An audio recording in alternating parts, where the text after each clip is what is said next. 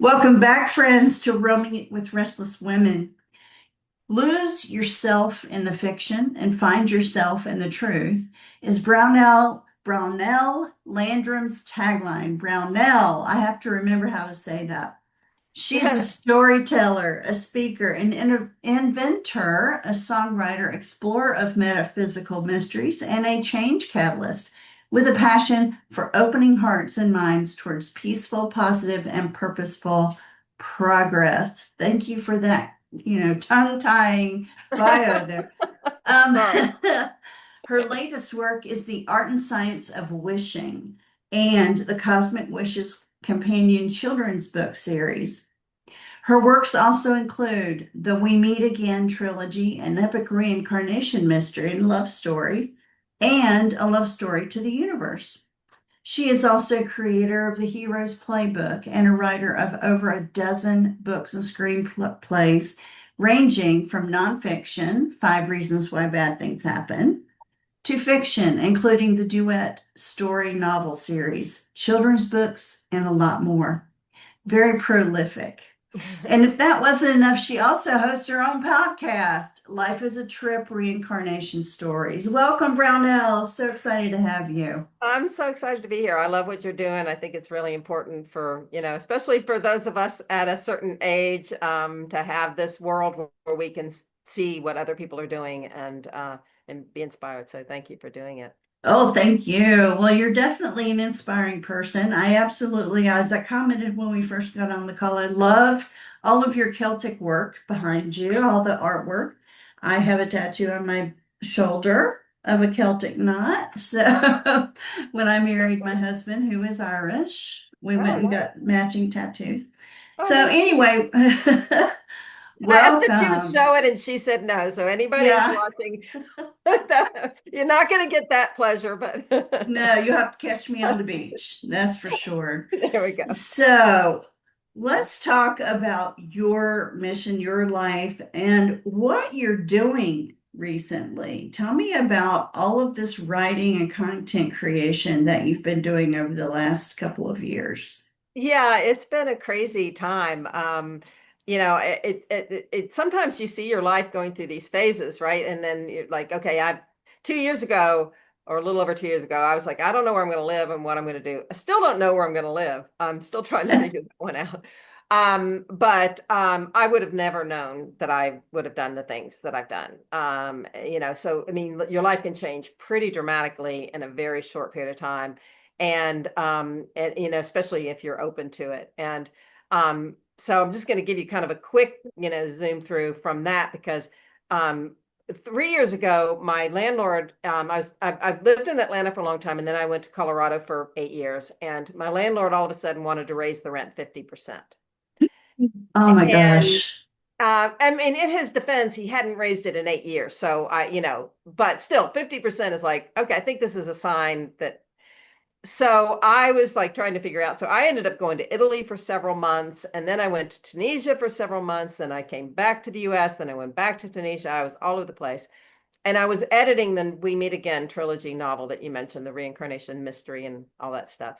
And then, but I was also writing at the same time, I was writing a love story to the universe that you mentioned. And it's kind of semi autobiographical. And Mm. it's written from the point of view of what I call the upstairs. So it's like if you're this team up here and you're looking at this human going, what are they doing? What's this person doing? How are we trying to get her on track? And so much stuff was happening that changed a lot. And that led me to writing. I published 4 books last year. One of them is the Heroes Playbook, and one is a mentor's manual with that. A Love Story to the Universe was also published, and then The Art and Science of Wishing, shameless plug, um, No, go for it. was published. And it's just been so interesting because in terms of this week alone, I delivered a TEDx talk, which is a big wish and dream and everything else, and very scary thing to do, to be honest. Very exciting and also scary. And I've done hundreds of presentations, but this was not the same kind of thing. It's a whole So, different animal. well, tell me about the theme of your presentation, and then we'll talk about actually your experience of preparing for it and then doing the TED Talk. Yeah. Yeah, I the theme is the art and science of wishing. So basically, and the process that I take people through is I start out with this phrase. I say, imagine you're blowing out candles on a birthday cake, or you see a shooting star, or maybe you're tossing a coin into a fountain. What do you wish for? So throughout the talk, I say, okay, take your wish, and now we're going to add science to your wish. I explain the difference between a wish, a prayer, and a goal because you have to set the foundation so that people can kind of get that in the mind. And then I take them through anthropology, neuroplasticity, the reticular activating system, the default mode network, and also like a subconscious psychobiology of the science of wishing and how to make your wish more powerful and more in your control. So that's what the Wow. talk was about. And I had, a couple of people come up to me like, okay, you just changed my life. I'm going to do this thing completely differently. I never thought of that. Like, one of them was like, I got more questions. I want to know about this. What about this? What like I was asking. I said, well, I covered all of that in my book. And the other one was just kind of like, I just needed one thing. Like they say, if you can just leave with one thing that people change their life with, you've done a huge thing. And for her, it Yes. was the neuroplasticity. And I'm sure you know what that Hmm. is. But for the listeners who might not know, your brain will, and this is one of the things, especially as we get older, we don't really realize our brain is plastic. It's elastic. It'll change. But you have to repeat something over a period of time. So Hmm. my message is, with the anthropology was you need a ritual, and that ritual should be every day. And if you repeat your wish every day using that ritual, then you're triggering all these brain systems that help you accomplish the wish.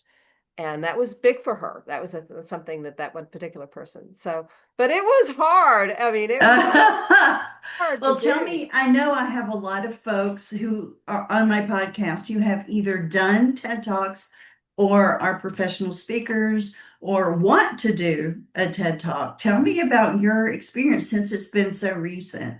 Yeah, yeah. Well, first I'll just clarify it's a TEDx, not a TED. There is a difference Okay. for anybody who doesn't Oh, yeah. know. Right? The TED is the big The stage. That's big, the yeah. that's when they come to you and say, you are important, we want you.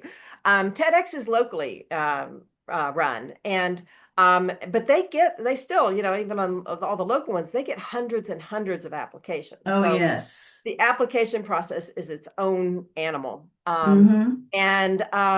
But I got the fourth one I applied to, so I felt very That's special in that awesome. regard. Yeah.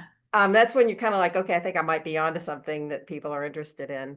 And I was chosen to give it first, which was also like a huge honor. Nice. That's supposed to be the big compliment, to anchor the whole thing. Um, the hard part for me, I've done hundreds of presentations and talks, and I like being in front of an audience. I can usually wing it. Like I can go for it. I don't need a lot of notes. I can, but this is you have to memorize every word. Yeah. And that was not so easy for me. I mean, I'm not used to 10 minutes of memorization with scientific terms, I mean, I'm talking about Mm. oxytocin and, dopamine and psychobiology and evolutionary biology, and like all these kind of terms. So,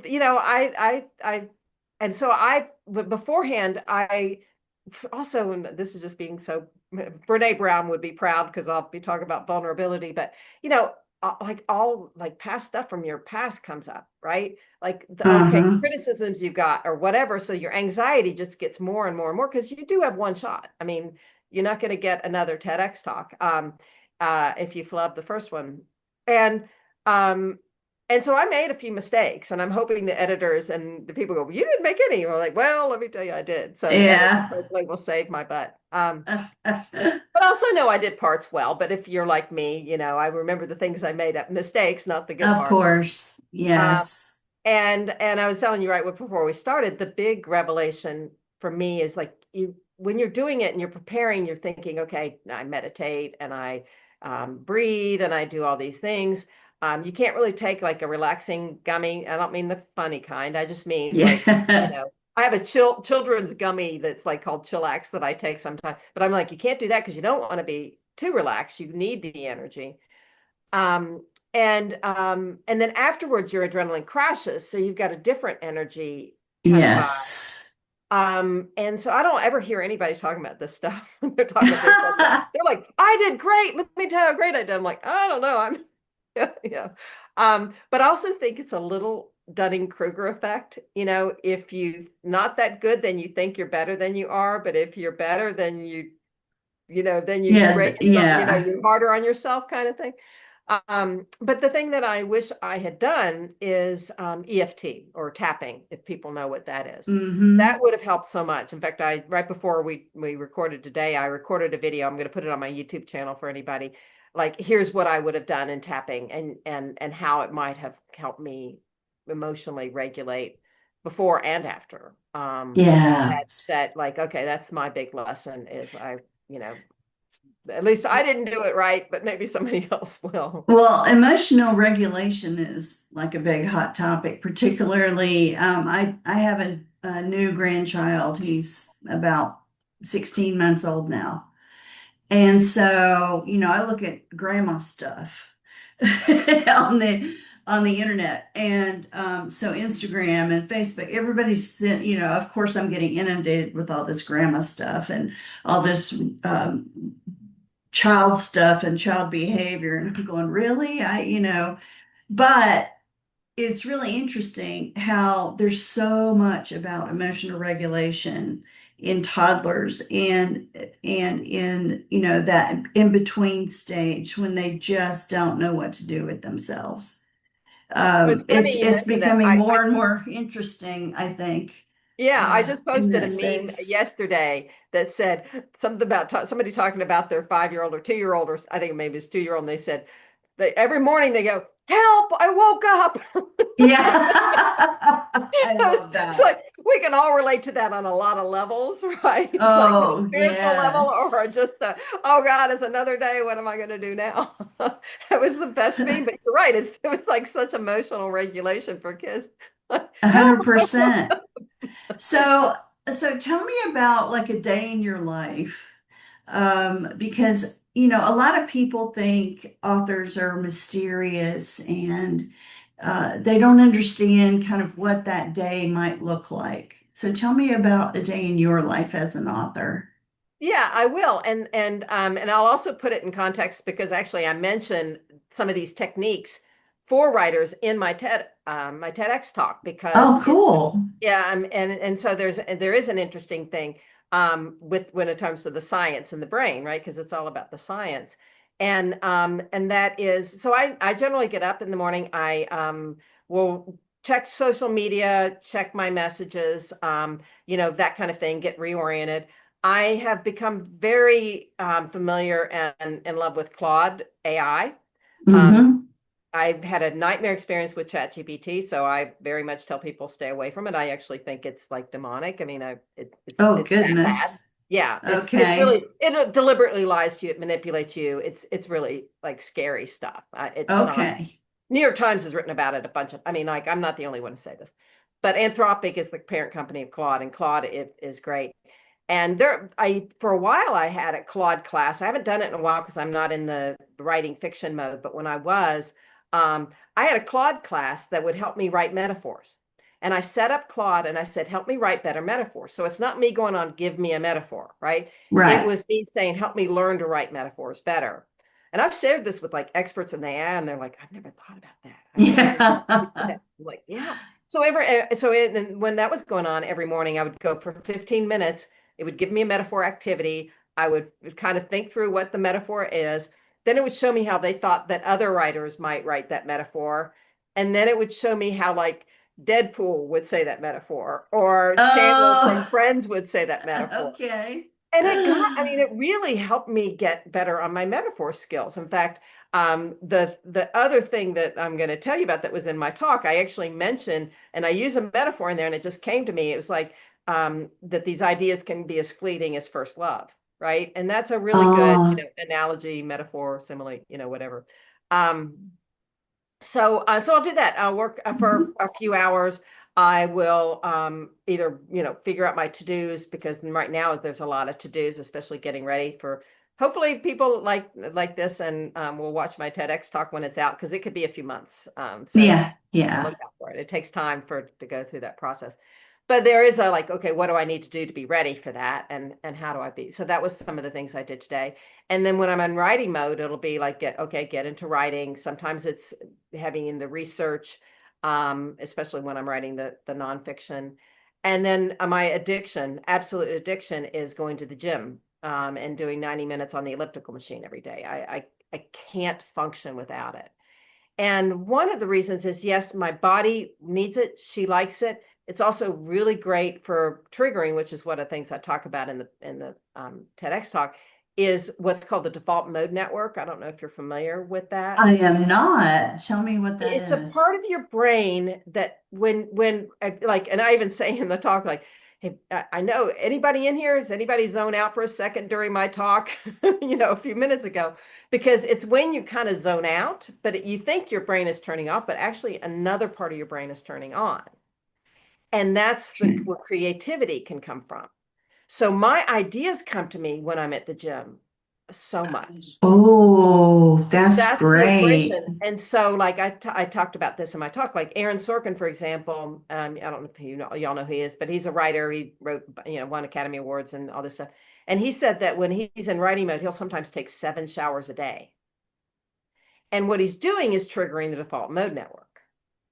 It's when your mind Wow. wanders or daydreams. And like, for example, do you ever wonder where Albert Einstein came up with the theory of relativity? He was actually daydreaming about what it would be like to ride alongside a beam of light. And that's where the idea came to him. I mean, that kind of gives me Mm. chills just to say that.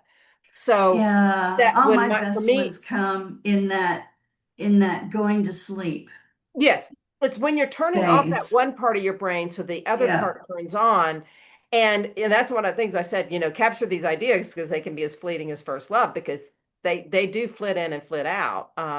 And so Yep. so to learn there are triggers for that. So I do my workout and then um I might do errands. I might work. I'll take a break and eat lunch, and then I'll probably get back to working. So every day's different in terms of what I'm working on. So, but then sometimes, I do podcast interviews and I do, stuff like that and meet with friends or whatever. Yeah. It's kind of all over the place. Oh, I I love it. don't have the granddaughter, did you say, or grandson? Grandson. Grandson. I don't have the Hmm. grandson to play with. A friend of mine she's just having the most fun with her grandson, but Oh, uh, yeah. yeah, I don't have that. Oh, well, you can borrow one, I probably could rent a grandma. Rent a grandma. Yeah. Yeah, I'll rent a grandkid for a little while. Um, so tell me about your podcast. Yeah, well, actually, it's funny. I have a podcast. It hasn't been that active for a while, but I'm actually coming up with a new one. So we have Okay. you don't even know this. So this is like hot off the press. Woo. Um, and yeah, and the one I have is called Life is a Trip. I have a Facebook group called Life is a Trip. So if anybody's interested in the metaphysical stuff like reincarnation and spiritual stories and stuff, that's what that show is. It's not an interview show. It's a people have stories, we record them, and you go listen to stories. So Oh, that that's sounds what the life is a trip wonderful. about. Yeah. So you just go listen to different, and some of them are funny, some of them are true stories, some of them are fiction. So it kind of crosses over and different levels of, like I said, some of them funny and everything. The one I'm working on that I'm getting ready to launch is going to be called Cosmic Wishes, and it's going to tie into to my whole book and everything. And the idea, and this is like me just telling you like way early because it's not, but I'm hoping to start recording next month. Is how people have shows where they do like oracle cards and they draw a card and they'll tell Yeah. you. Yeah. Well, this I stole that idea, but mine's totally different. Whereas like if you were a guest on the show, which I hope you will be, and then we would start with you like a wish that you have. And so then we would work with your wish. We would draw 2 kinds of cards. One is a science card. So we would say, okay, here's a science that we can apply to your wish to make your wish stronger. So maybe you would Oh, draw the default mode network science card, and then we would come up with ways for you to activate that to help you with your wish.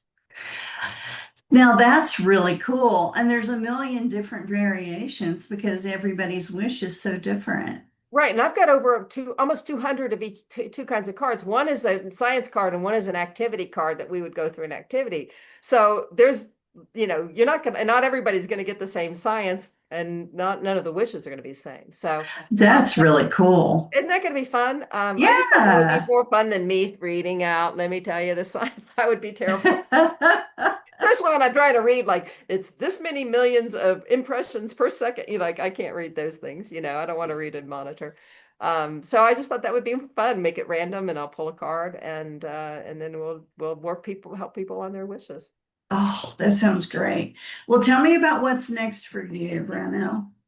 What isn't? No, the Cosmic Wishes podcast is big, and of course Uh-huh. planning for my launch of the TEDx talk, and then I'm also working on a follow-up book to the Art and Science of Wishing, that is the Art and Science of Wishing at Work. And the idea is for companies going through major transition, whether it's a new launch or a reorganization or a merger. And this is where my business background, I have a corporate background and an MBA. So this is where which I have multiple personalities, like all these pictures. One of them, Don't we all? that's probably the one that's the craziest, feels more like my mind. But anyway, so and that's going to take that with the science of Mhm. wishing, and believe it or not, like look at the problems, why they happen, the science behind why they happen, and then the solution using like this fun tracking and games and things like that, but also very serious applications that can help overcome those things. So that's what I'm working on now.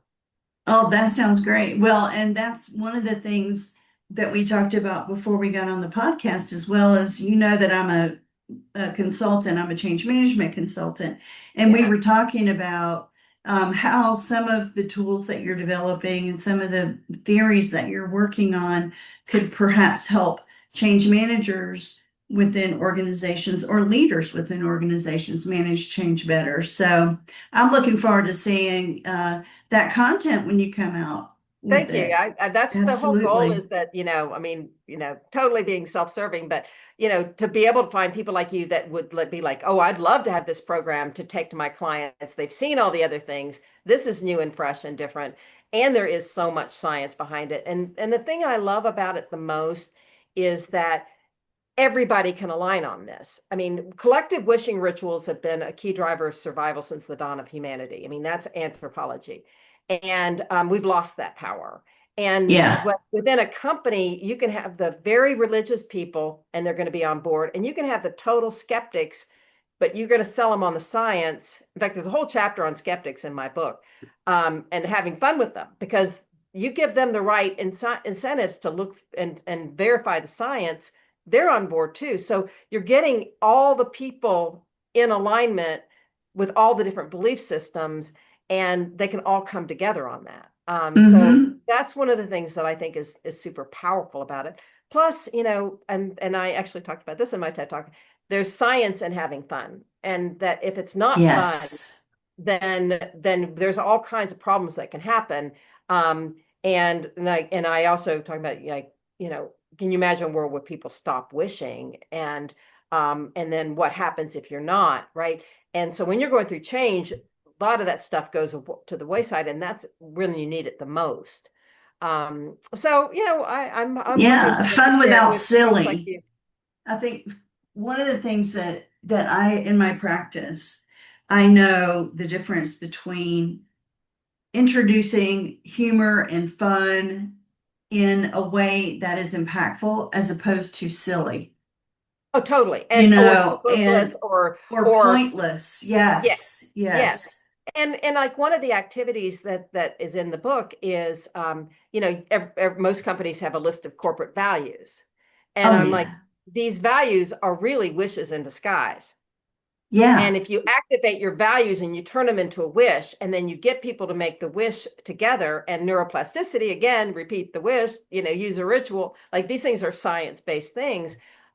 So instead of just saying integrity, it's like, what does that mean? Let's turn it into a wish. I wish everyone would embody integrity every day. Then you've got a different energy. And then, all Yeah. the whole brain stuff and all the other science stuff that kind of goes along with that. So it Uh-huh. sounds, we look at wishes and we think, oh, that's just silly, or something we do for birthdays, or just kids do. It's like, it's a lot more powerful, It's setting especially that with everyone. intention as well. Yeah, it's not just a Yes, wish when you put work behind it, that's right. you And you know? train your Yeah, brain to look for those solutions, and you create it in a way that makes it safe and effective, right? So anyway, absolutely. that's the vibe there.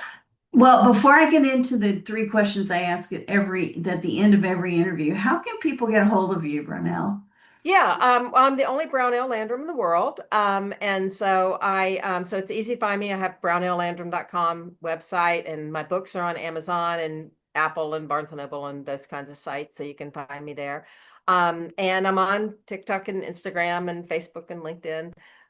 So depending on what your vibe is. And I love, I make it clear to people, I'm a storyteller, not a scientist. And so if people have ideas or corrections or input or whatever, I love hearing from people. I love Hmm. reviews too, if anybody wants to offer those. And my Life is a Trip Facebook group is one. If people are into that metaphysical aspect of my world, that's also there. Yeah, you'll learn about the Cosmic Wishes podcast when it comes out. My YouTube channel that's really what I want to start building, and that's one of the reasons for doing that. And to do that show, like if I had you on the show, you'd be able to air the show, and then I'd air the show, so we would both be able to have, like, for your followers to see what you're wishing for and wish along with you and help you with your wish. So Oh, that would be amazing. I love yeah. that. All right. Okay. Are you ready for my three questions? They're I easy, I am ready. I don't know what they are, promise. so I'm like, okay. Yeah. All right. Close your eyes Okay. and tell me what you see in your mind's eye when I say wise woman. I see maturity and willingness to share knowledge with others. Is that the kind of Hmm. answer you wanted? Yes. Okay. Yeah. I Oh, didn't know if you there's no wanted like right a or physical, wrong. like what does she look like, or Whatever you see or whatever comes Okay. to your mind, that's what Yeah. I wanted to And hear, the as wisdom for sure. is also what goes with that is the desire to share it. Yes, The 100%. fearlessness to be, authentically willing to share it. Okay. Perfect. All right. So my second question is, where do you like to roam? Where do I like to roam other than my brain? That's a good answer It's and perfectly really my valid. brain is like it's like this. Yeah, I love it. I love it. So that's the best answer. I'm still trying to figure out where I'm going to live, so I don't even know how to answer where do I like to live. But I can answer that one. I love that. I love it. I love it. Imagination is a beautiful thing. It's a beautiful thing. Okay, finally, what makes you restless in a good way? Restless in a good way. Okay, I have to give ponder some thought to that. I think there's probably two answers. One practical one is I haven't figured out where I'm going to live, and so I'm restless trying to answer that. And I also have to trust that I will be guided when to the right place at the right time.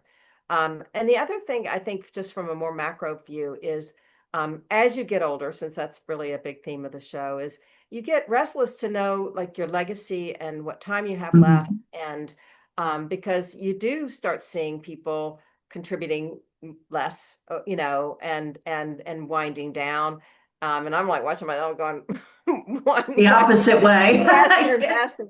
But part of that is like catching up with, like a friend of mine is like, I want to finish this book before I'm gone, Yeah. and so there is that kind of energy of, what's my legacy? What do I still need to accomplish that I want to make sure I accomplish?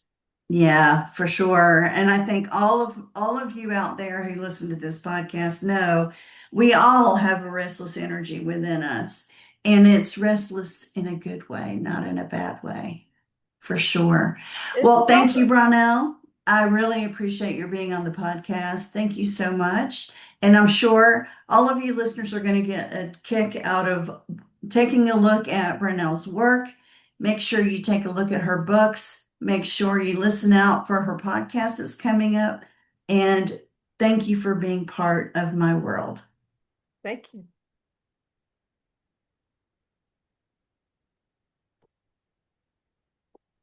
Julie Noonan here. Thank you so much for listening to Roaming with Restless Women.